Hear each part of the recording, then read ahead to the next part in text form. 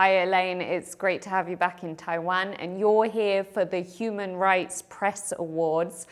Can you tell us a little bit about the winning entries this year? These awards are really to honour courageous human rights reporting all across Asia.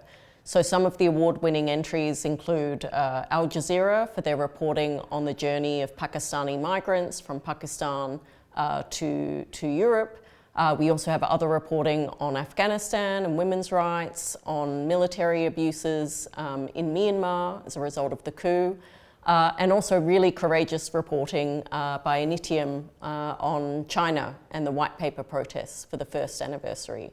So it's really about telling human rights stories in an innovative way and really honouring those investigative reporters who are sometimes putting their lives on the line to tell these stories.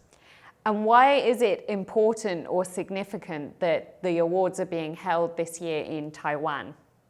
Well, I think it's really significant because previously these awards had been held in Hong Kong at the Hong Kong Foreign Correspondents Club. That is not possible anymore as a result of the national security law.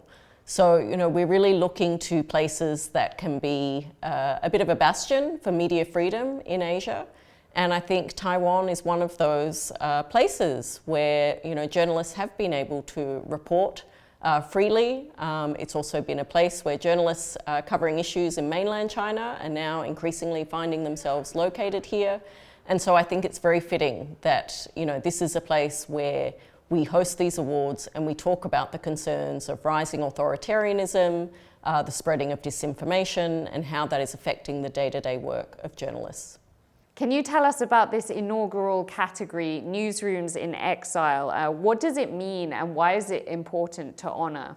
This is really to honour journalists who've been forced to flee their homes because they're at risk of arrest, detention. In some cases, journalists have been killed in places like Afghanistan and Myanmar.